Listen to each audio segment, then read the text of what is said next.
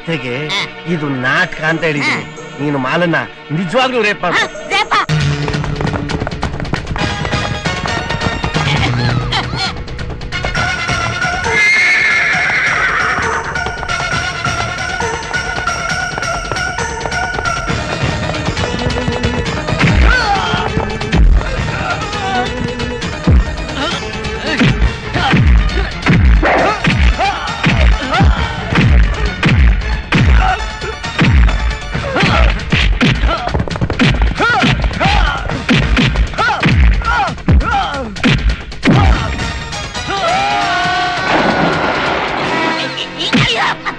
ಕೃಷ್ಣ ಬೇಗ ಮುಗಿಸೋ.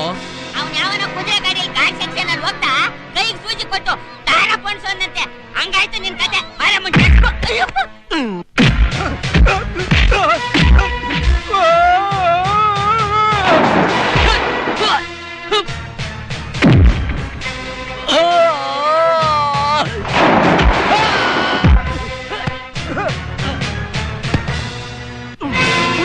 ಶಿವ ಬರ್ತಾ ಇದ್ದಾನೆ. ನಾನು ರೇಪ್ ಮಾಡ್ಬಿಡ್ತೇನೆ. ಮಲ ನೀನ್ ಕಟ್ಟಿ ಬಿಚ್ಬಿಡ್ತೀನಿ. ಅದೇನ್ ಮಾಡಿಸ್ತೇನೆ ನಮ್ಮ ಅಪ್ಪಂಗ್ ಮಾಡಿಸ್ಬಿಡು. ನಾನು ಓಡಾಡ್ಬಿಡ್ತೀನಿ. ಒಂದ್ 10 ರೂಪಾಯಿ ಇದ್ರು ಕೊಡು.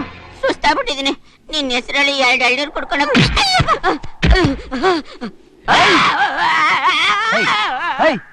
ಯಾಕೆ ಹೆಂಗಿದ್ರು ಹೊಡಿತಿ. ಅದಕ್ಕೆ ಮೊದ್ಲೇ ಹತ್ಕೊಂಡ್ಬಿಡ್ತಾ ಇದ್ದೀನಿ.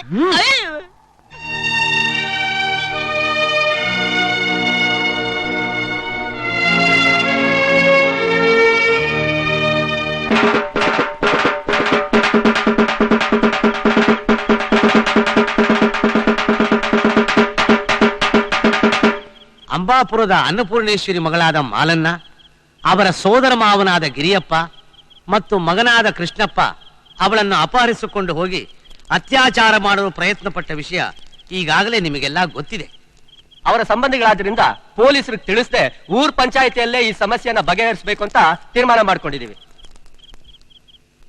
ಪಾಪಿಗಳ, ಆ ಟ್ಯಾಕ್ಸಿ ಡ್ರೈವರ್ನ ಊರು ಬಿಟ್ಟು ಓಡಿಸ್ತೀನಿ ಅಂತ ಸುಳ್ಳು ಹೇಳಿ ನನ್ನ ಮಗಳ ಜೀವನನೇ ಹಾಳು ಮಾಡ್ತೀರೇನ್ರೋ? ನೀವು ಮನುಷ್ಯರಲ್ಲ, ರಾಕ್ಷಸರು. ಇಂಥ ಗುಳ್ಳೆನರಿಗಳನ್ನ ಬೆಂಕಿಯಾಗಿ ಸುಡಬೇಕು. ಇವ್ರನ್ನ ಊರ್ ಮಧ್ಯದಲ್ಲಿ ಕಟ್ ಹಾಕಿ ಕೈಕಾಲು ಮುರಿಬೇಕು. ನಮ್ ಹಳ್ಳಿ ಆಚಾರದ ಪ್ರಕಾರ ಇವ್ರನ್ನ ಒದ್ದು ಊರಿಂದ ಹೊರಗೋಡಿಸ್ಬೇಕು. ಹೌದು ಹೌದು. ನಿಲ್ಸಿ. ಊರಿಂದ ಓಡಿಸ್ಬೇಕಾಗಿರೋದು, ಬೆಂಕಿ ಹಚ್ಚಿ ಸುಡ್ಬೇಕಾಗಿರೋದು, ಊರ್ ಮಧ್ಯದಲ್ಲಿ ಕಟ್ಟಾಕಿ ಕೈಕಾಲು ಮುರಿಬೇಕಾಗಿರೋದು ಇವ್ರನ್ನಲ್ಲ, ಆ ಟ್ಯಾಕ್ಸಿ ಡ್ರೈವರ್ ಶಿವನ. ನನ್ನ ಹತ್ರ ಯಾರು ಬರೋದು ಬೇಡ, ಮಾತಾಡೋದು ಬೇಡ. ಮಾಲಾ, ಏನಿದು ಹುಚ್ಚುಚ್ಚಾಗಿ ಮಾತಾಡ್ತಿದೀಯಾ? ನಾನು ಸತ್ಯನೇ ಹೇಳ್ತಾ ಇದ್ದೀನಿ. ನನ್ನ ಮಾನಭಂಗ ಮಾಡಕ್ ಪ್ರಯತ್ನ ಪಟ್ಟಿದ್ದು ಈ ಕೃಷ್ಣ ಅಲ್ಲ, ಆ ಶಿವನೇ. ಮಾಲಾ, ಏನಮ್ಮ ನೀನ್ ಹೇಳ್ತಾ ಇರೋದು?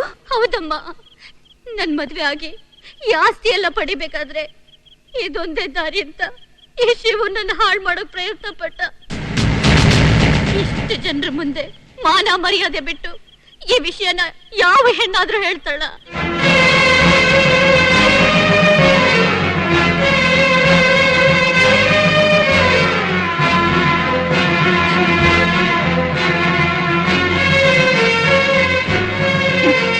ನಾಯಿಗೊಂದು ತನ್ನ ಹಾಕಿದ್ರೆ ಸಾಯೋ ತನಕ ವಿಶ್ವಾಸ ತೋರಿಸುತ್ತೆ. ಎಷ್ಟು ದಿವಸ ನಾನ್ ನಿನಗೆ ಅನ್ನ ಹಾಕದ್ನಲ್ಲೋ, ಅಷ್ಟು ವಿಶ್ವಾಸ ಕೂಡ ಇಲ್ವಾ? ಎಷ್ಟು ಊರ್ ಜನರ ಮುಂದೆ ನನ್ ಮಾನ ಮರ್ಯಾದೆ ಎಲ್ಲ ಹಾಳು ಮಾಡ್ಬಿಟ್ಟಿಯಲ್ಲೋ. ಚಿಚಿ, ನಿನ್ನ ಮುಖ ಕೂಡ ತೋರಿಸ್ಬೇಡ. ಹೊಟ್ಟೋಗು, ಹೊಟ್ಟೋಗಿಲ್ಲಿಂದ. ಸತ್ಯ ಚಪ್ಪಲಿ ಹುಡುಕಷ್ಟರಲ್ಲಿ ಸುಳ್ಳು ಊರ್ಲ ಸುತ್ಕೊಂಡ್ಬಂತು ಅನ್ನೋದು ನಿಜ. ಸತ್ಯ ಇವತ್ತಲ್ಲ ನಾಳೆ ನಿಮ್ಗೆ ಗೊತ್ತಾಗುತ್ತೆ. ತಗೊಳ್ಳಿ. ಅಕ್ಕ, ಇಷ್ಟು ದಿವಸ ನೀನು ಅಜ್ಜಿ ಎಲ್ಲ ಸೇರಿ ಆಡ್ತಿದ್ ನಾಟಕ ಮುಗೀತಲ್ವಾ? ಯಾವ ನಾಟಕ? ಯಾವ ನಾಟಕನ? ಶಿವು ನನ್ ಸೋದರ ಮಾವ ಅಂತ ಇಷ್ಟು ದಿವಸ ಯಾಕೆ ನನ್ನ ಹತ್ರ ಹೇಳಿಲ್ಲ? ಅಂದ್ರೆ ಶಿವು ಜಾನಕಿ ಮಗನ? ಹೌದಮ್ಮ, ಅಜ್ಜಿ ನನಗೆಲ್ಲ ಹೇಳಿದ್ದಾರೆ. ನಿನಗೂ ನನಗೂ ಇರೋ ಅಹಂಕಾರ ನಿಲ್ಲಿಸ್ಬೇಕು ಅಂತ ಇವರೆಲ್ಲ ಸೇರಿ ನಾಟಕ ಆಡಿದ್ದಾರೆ. ನಾಟಕ ಆಡಿ ನಮ್ ಕಣ್ ತರಿಸಿದ್ದಾರೆ.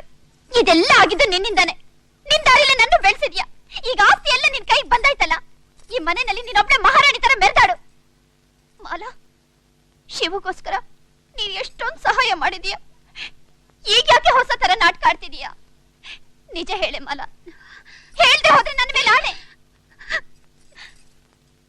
ಮೋಹಿನಿ, ಹೇಳ್ತೀನಿ. ನಾನು ಹಾಗೆ ಹೇಳ್ದಿದ್ರೆ ನಮ್ಮ ಅಪ್ಪಾಜಿನ ಜೈಲಿನಿಂದ ಬಿಡುಗಡೆ ಆಗಿ ಬರ್ತಾ ಇರೋ ನಮ್ಮ ಅತ್ತೆನ ಸಾಯಿಸ್ಬಿಡ್ತೀನಿ ಅಂತ ಶಕುನಿ ಮಾವ ಹೆದರಿಸ್ತ.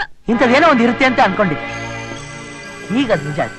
ಅತ್ತೆ, ಈಗ್ಲಾದ್ರೂ ಅರ್ಥ ಆಯ್ತಾ ಯಾರು ಒಳ್ಳೆಯವರು ಯಾರು ಕೆಟ್ಟವರು ಅಂತ?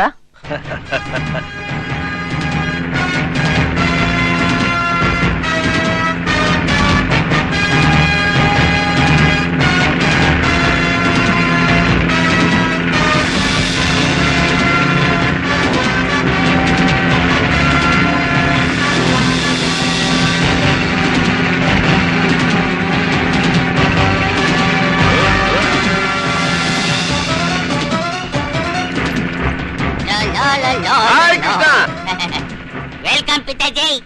ಹೆಂಗಿದೆ ಸೆಟಪ್? ಸೂಪರ್. ನೀನ್ ಹೇಳಿದ ಪ್ರಕಾರ ಟೈಮ್ ಬಾಂಬು ಫಿಕ್ಸ್ ಮಾಡ್ಬಿಟ್ಟಿದ್ದೀನಿ. ಕೃಷ್ಣ, ಆಫ್ಟರ್ ಆಲ್ ಒಬ್ಬ ಟ್ಯಾಕ್ಸಿ ಡ್ರೈವರ್.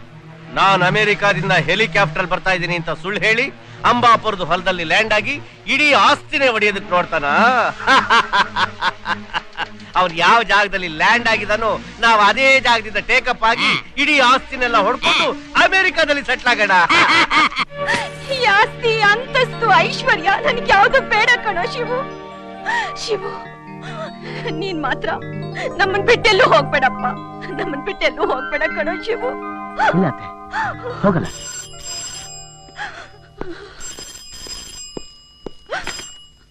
ಹಲೋ, ನಿನ್ ತಾಯಿ ನಿನ್ ಮಾವನ್ನ ಇಲ್ಲಿ ಭದ್ರವಾಗಿ ಕಟ್ಟ ಹಾಕಿದೀನಿ. ನನ್ನ ತಂಗಿ ಮನೆ ಆಸ್ತಿ ಪೇಪರು, ಒಡವೆ, ಹಣ ಎಲ್ಲ ಸೂಟ್ ಕೇಸ್ ನಲ್ಲಿ ಹಾಕೊಂಡು ರಾಮದೇವ್ರ ಬೆಟ್ಟದ ಹತ್ರ ಬರ್ಬೇಕು.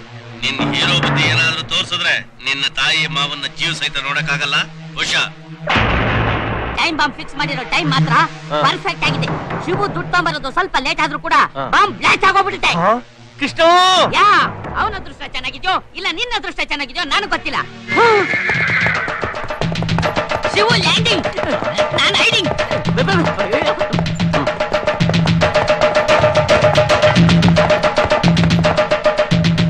ಶಾಬಾಷ್, ಹೇಳಿದ ಟೈಮ್ಗೆ ಸರಿಯಾಗಿ ಬಂದ್ಬಿಟ್ಟೆ. Super super timing. ಹತ್ತೇರಿ ಜಂಪರ್ ಮೇ ಬಂಪರ್. ಒಳ್ಳೇದಕ್ಕಾಗ್ಲಿ ಕೆಟ್ಟದಕ್ಕಾಗ್ಲಿ ಟೈಮಿಂಗ್ ಕರೆಕ್ಟ್ ಬರ್ಬೇಕು ಅಂತ ನಾನ್ ದೊಡ್ಡವರಿಂದ ಪಡ್ಕೊಂಡ್ ಬಂದಿದ್ ವರ ಕಣೋ. ಕೊನೆವರೆಗೂ ಟೈಮ್ ನಂದೇನೆ. ಏಯ್, ನೀನ್ ಅನ್ಕೊಂಡಿರೋ ಹಾಗೆ ನಾನ್ ನಿನ್ ಮುಂದೆ ಬಂದು ತಲೆ ತಗ್ಸಿ ನಿನ್ ಕೈಗೆ ಸೂಟ್ ಕೇಸ್ ಕೊಟ್ಟು ಸಲಾಂ ಹೊಡಿತಂತ ನೀನ್ ಅನ್ಕೊಂಡಿದ್ರೆ ನಿನ್ನಂತ ಶತಮೂರ್ಖ ಈ ಜಗತ್ತಿನಲ್ಲಿ ಬೇರೆ ಯಾರು ಇಲ್ಲ. ನೀನು ಸಿಂಹದ ಮರಿ ಅಂತ ನನಗೆ ಚೆನ್ನಾಗಿ ಗೊತ್ತು ಕಣೋ. ಅದಕ್ಕೆ ನಿನ್ನ ಶಕ್ತಿಯಿಂದ ಗೆಲ್ಲಕ್ಕಾಗದೆ ಗುಳ್ಳೆ ನರಿ ಯುಕ್ತಿ ಉಪಯೋಗಿಸಿ ಅದಕ್ಕೆ ಈ ಸೆಟಪ್. 108 ಗಾಡಿಗಳಿವೆ.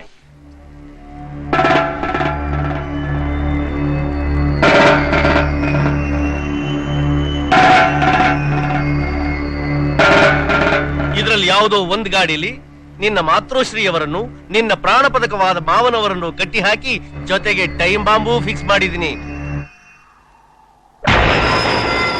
ಅದಿನ್ನೇನ್ ಕೇವಲ 9 ನಿಮಿಷದಲ್ಲಿ ಅದು ಬ್ಲಾಸ್ಟ್ ಆಗುತ್ತೆ.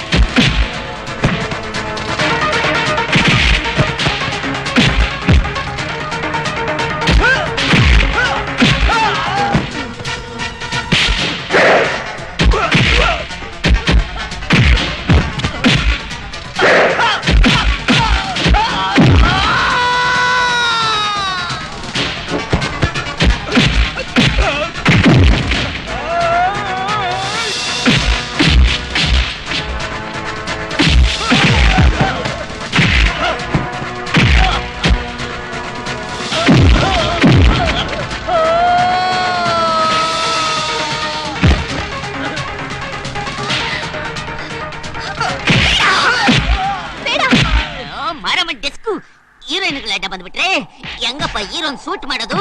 ದೊಡ್ಡೋಳು ನಾನ್ ಸಾಯ್ಬೇಕು. ನೀನ್ ಯಾಕೆ ಸಾಯ್ಬೇಕು? ತಳ್ಳು. ಇಂಥ ಕಥೆಲಿ ಒಬ್ಬ ನಾಯಕಿ ಸಾಯ್ಲೇಬೇಕು, ಆಗ್ಲೇ ಇನ್ನೊಬ್ಬಳು ಮದ್ವೆ ಆಗೋಕ್ ಸಾಧ್ಯ. ನಾನೇ ಸಾಯ್ತೀನಿ. ಅಯ್ಯಯ್ಯಯ್ಯಯ್ಯ, ನಾನ್ ಸಾಯ್ತೀನಿ ಅಂತ ಅದ್ ಯಾಕೆ ಕಿತ್ತಾಡ್ತೀರಾ? ಇಬ್ರು ಸಾಯೋದ್ ಬೇಡ, ನಾನ್ ಮದ್ವೆ ಮಾಡ್ಕೋಬೇಕಲ್ವಾ? ಈ ಕಡೆ ಬಂದ್ರೆ ನೋಡು, ನಾನು 2 ಕನಸು ಸಿನಿಮಾ ನೋಡಿದೆ. ಅದರಲ್ಲಿ ನಮ್ಮ ಅಣ್ಣವ್ರಿಗೋಸ್ಕರ ಕಲ್ಪನಾ ತ್ಯಾಗ ಮಾಡ್ತಾಳೆ. ಹಾಗೆ ಅಕ್ಕ, ನೀನ್ ಸರಿಯಾಗಿ ನೋಡಿಲ್ಲ. ಅದ್ರಲ್ಲಿ ಮಂಜುಳಾನೇ ತ್ಯಾಗ ಮಾಡಿದ್ದು, ಅದಕ್ಕೆ ನಾನೇ ಸಾಯ್ತೀನಿ. ಕಲ್ಪನಾನೇ ಅಕ್ಕ, ಮಂಜುಳಾನೇ. ಕಲ್ಪನಾನೇ, ಮಂಜುಳಾ, ಕಲ್ಪನಾನೇ, ಮಂಜುಳಾ. ಡೆಸ್ಕು ಏನ್ ಹೀರೋಯಿನ್ ಗಡ್ರಮ್ಮ ನೀವು? ಸರಿಯಾಗಿ ಪಿಕ್ಚರ್ ನೋಡಕೋ ಬರಲ್ವಾ?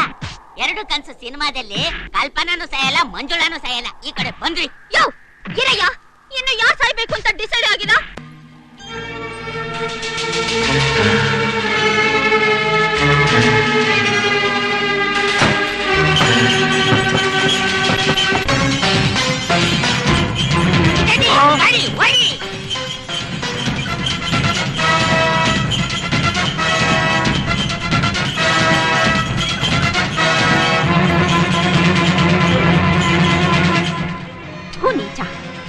ಒಡ ಹುಟ್ಟಿದವರು ಅನ್ನೋ ಪವಿತ್ರವಾದ ಸಂಬಂಧಕ್ಕೆ ದ್ರೋಹ ಬಗ್ದಿರೋ ಪರಮ ಕಿರಾತಕ ನೀನು.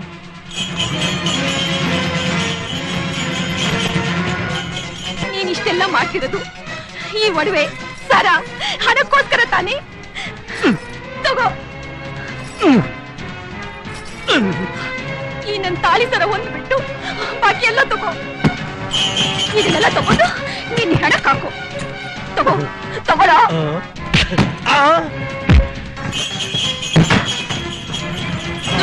ಲಕ್ಷ್ಮಿ, ಲಕ್ಷ್ಮಿ, ಲಕ್ಷ್ಮೀ ದೇವಿ, ನಮ್ಮಮ್ಮ ಲಕ್ಷ್ಮೀ ದೇವಿ.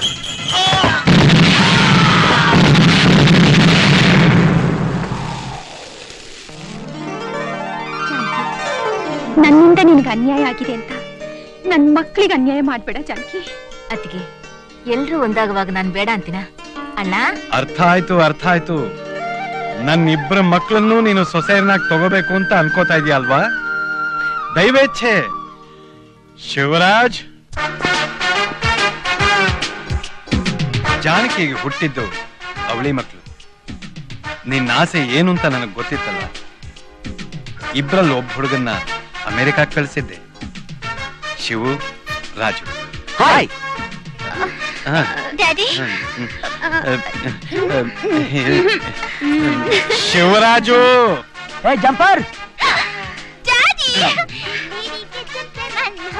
ಹೊಸ ಜೋಡಿ ನೋಡಿ, ಪ್ರೀತಿಗೆ ಲವ್ ಟ್ಯಾಕ್ಸ್ ಇಡಬೇಡಿ ಜಮ ಜಮಾಯಿಸಿ, ಲವ್ ಯಾವ ಲೈಸೆನ್ಸ್ ಇಲ್ಲ ಲಗಾಯಿಸಿ.